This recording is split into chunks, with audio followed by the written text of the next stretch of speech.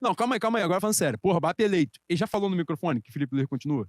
Os jornalistas estavam antecipando. Pô. Pô, ele tá de sacanagem. Custava dizer isso durante a campanha? Custava? Não custava, porra. Botar lá, Filipinho continua. E os caras assim, agora vamos para o outro lado aqui, agora que nós estamos todos tranquilos, serenos, suaves. Um grande amigo, compartilhando comigo, falou assim, pô, Juan, ele vai fazer merda. Porque quando você olha pro Mbappé, você pensa logo isso, ele vai fazer merda. O cara é muito rico, assim, ele tem um desprendimento da porra toda, ele faz a cagada, assim, transcendental e foda-se o resto. Mas, pô, ele vai fazer merda. Eu falei, pô, mas tu imagina, o cara acabou de ser eleito, fala, minha primeira decisão, vou tirar o técnico que acabou de ser campeão, que tem 300 jogos invictos, ídolo do Flamengo, e vou trazer um português lá da casa do caralho pra botar aqui. Falei, irmão, salvo trazer Jorge Jesus, talvez seja uma desinteligência da sua parte. Cara, merda do tamanho que ele fez em 2019 vai ser difícil também, né? Eu espero que ele aprenda com os próprios erros.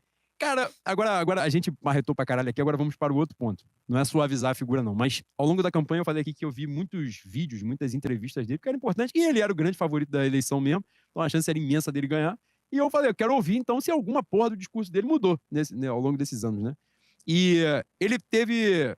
Eu vi coisas no discurso dele muito interessantes, que eu espero que se reflitam na prática, né? Mas a que mais me chamou a atenção, sem sombra de dúvidas, para além, na verdade, passam pela ideia da profissionalização do futebol, mas delegar função, que não cabe a ele. E esse foi o grande medo quando o nome dele emergiu, né, como futuro presidente do Flamengo, como provável, o caráter autoritário que ele sempre teve. Personalista, né? Muito. Então, assim, pô, ele vai ser o maluco que vai interferir na porra toda, que vai meter o dedo, que vai decidir quem é o técnico, quem é o jogador que sai, qual é o jogador que vem e tal. Ao menos na campanha, ele fez questão de bater na tecla. Até a galera teve aquela coisa assim de dosar, né? Pô, vai vir o diretor técnico super poderoso então agora. Vai vir o cara também que... Aí não é ele, mas é o cara que vai mandar na porra toda. No gramado, no jogador, no roupeiro. Como é que a gente dosa isso? Mas o discurso de campanha dele foi nesse sentido, né? De delegar função. Aliás, ele obviamente ele estava ali conversando sendo muito bem instruído ao longo dessa campanha. E ele usou uma figura que eu achei interessante. Ele dialoga, né? Ele dialoga com o popular. Você que viu Tropa de Elite, quando o cara fala assim, esse vagabundo dialoga com o popular. Ele tem essa porra. Ele fala assim... Filho da puta fala bem pra caralho. Filho da puta fala bem pra caralho. Tem uma parada que ele fala que eu achei muito importante ouvir dele. Pra mim foi muito simbólico ouvir dele, porque o meu medo era que ele fizesse exatamente aquilo.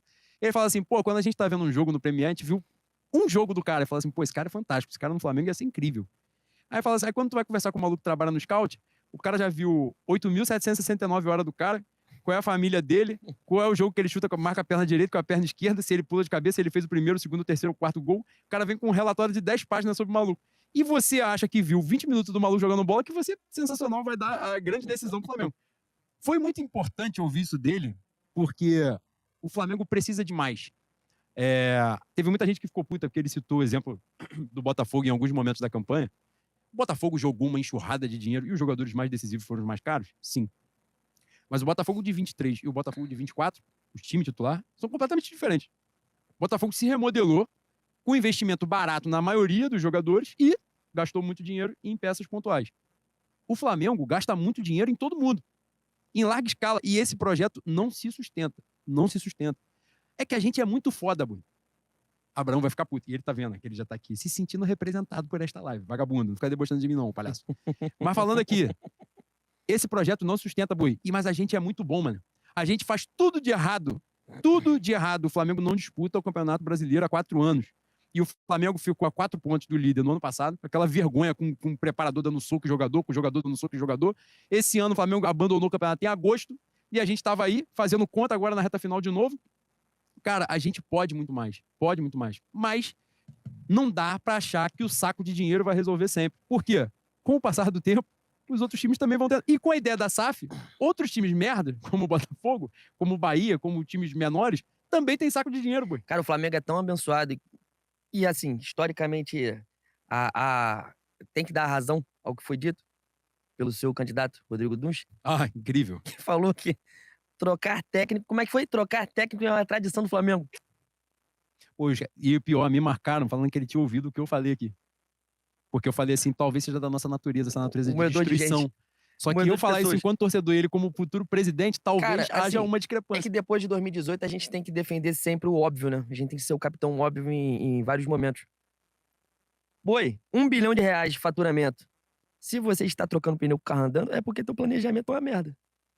Pelo amor de Deus. E tá fazendo isso todo ano. Caralho, né? E o Flamengo aparentemente vai ter o menor caixa desde que os caras entraram em 2013, porque no meio do ano, a água batendo na bunda trouxe uma porrada de gente, porra. E é o que você falou, trouxe como? Trouxe pelo scout? De graça? Vou buscar um grande craque no futebol da Geórgia? Não.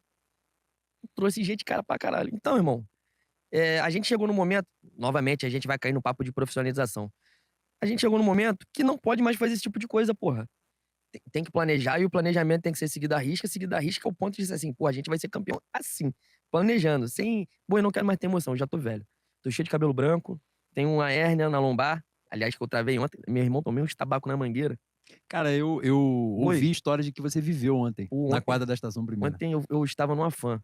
Houve uma simbiose entre o Alexandre e a minha alma, que eu não sabia quem era quem, mas chegou um momento que eu não sei se a terra subiu ou se eu desceu. Eu tava muito legalzinho, eu fiquei muito maneirinho, mano. Fiquei palhacito, boi. Muito bom. Ficou, garoto? Ah, boi. Pra entender o Herê tem que estar moleque. Não tem jeito.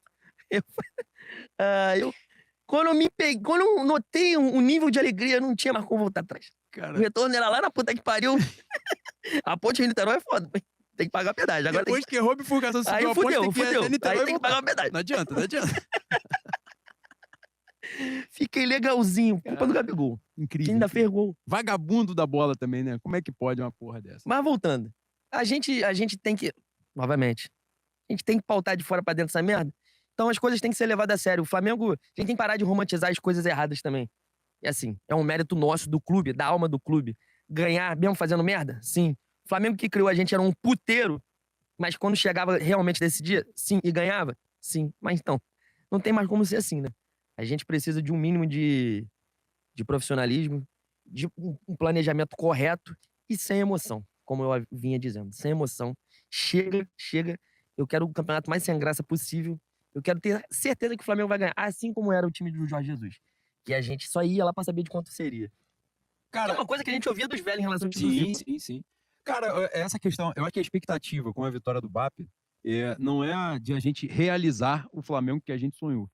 Mas, pelo menos, se eles se identificam nessa visão primordial de números e não de pessoas, que o Flamengo possa, ao menos, desempenhar, né, melhor as suas expectativas financeiras, vamos dizer assim, o seu potencial.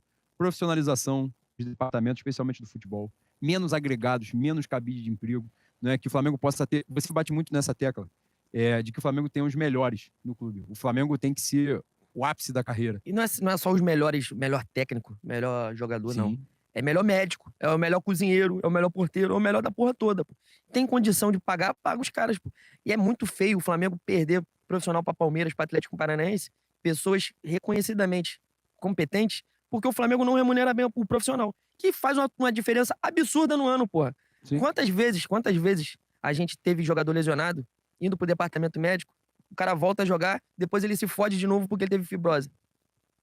Quantas vezes isso aconteceu? Que aparentemente é uma lesão mal recuperada. Inúmeras vezes. E esses números aumentaram depois da saída da Exos, né? E é só um exemplo, a parte médica. Não, perdemos muito, né? Perdemos treinadores de categorias, né, inferiores, né? De sub-20, sub-17, sub-15. Outros profissionais de auxiliar técnico, preparador físico. O Flamengo remunera mal. O Flamengo hoje paga menos nas categorias de base do que os rivais regionais. Que é inadmissível. O Flamengo paga menos que o Vasco, porra. Paga menos que o Fluminense na categoria de base, né? Enquanto o profissional vai conversar com salários absurdos, astronômicos, a base que a gente trata também, não é só... Quando a gente fala de estrutura de trabalho, não é o maluco que tem o software pica da galáxia, é o maluco que tem que ganhar um salário bom também, porra. Claro. É evidente. Então, assim, comunicação, marketing, todas as áreas do Flamengo, o Flamengo remunera mal, demanda muito, expõe os profissionais, porque isso é importante dizer, né? Porque quem entra na rabita lá e bota a cara na frente é o cara que tá trabalhando. Então, assim, o cara ganha mal e é cobrado como se ele ganhasse muito bem, porque quem tá de fora não faz a menor ideia do que tá rolando ali dentro. Então, assim, a gente espera de verdade, e eu acho que o BAP tem a vitória do BAP carrega também, porque na própria campanha dele, ele disse que os compromissos dele eram com a profissionalização. Então, que em tese ele não teria, né, vendido ou melhor, comprado, no caso, os seus apoios. Eu não tenho grandes idealizações de política, não. Nem romantismo com esses discursos, mas a política é feita no dia a dia, e eu espero de verdade que ele possa ter condições de exercer, não é, ou de cumprir com grande parte dos compromissos de campanha dele, que eram muito bons. Os compromissos que ele assumiu ao longo dessa campanha, um discurso realista, pé no chão, mas que tratou de várias situações, de várias demandas que a gente tem há muito tempo. E a gente precisa que essas coisas aconteçam.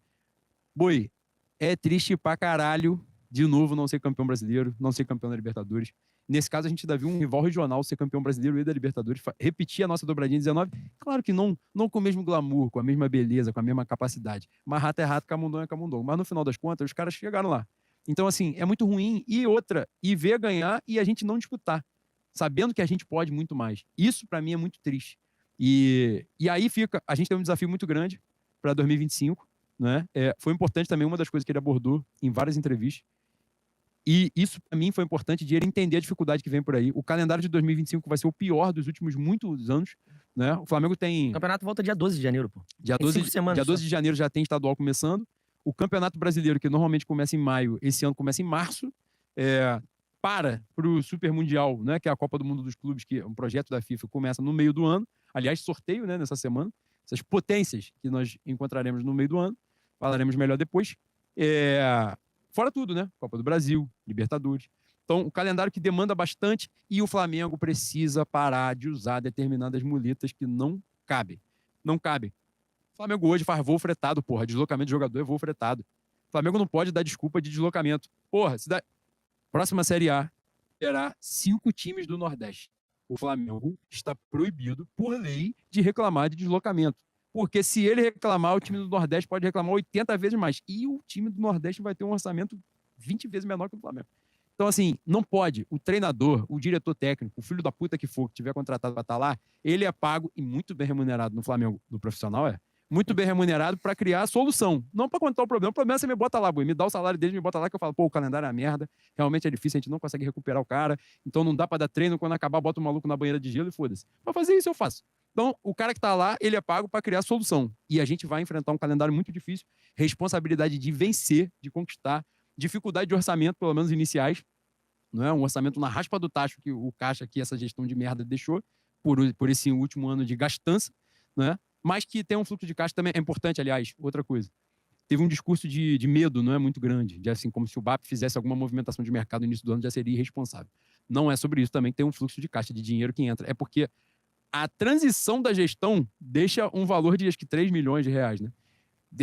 O potencial inicial de investimento comprometido. Mas, para além do ano, né, para o longo do ano, outros valores entrarão, outras receitas e tal. E o Flamengo também, né, com potencial de venda de jogador, enfim, que seja. Mas os desafios são muitos nos próximos anos. Nesse triênio do BAP é muito importante que ele esteja atento a isso e que a gente esteja atento também, para não dar bobeira, porque a gente já incorreu desse erro.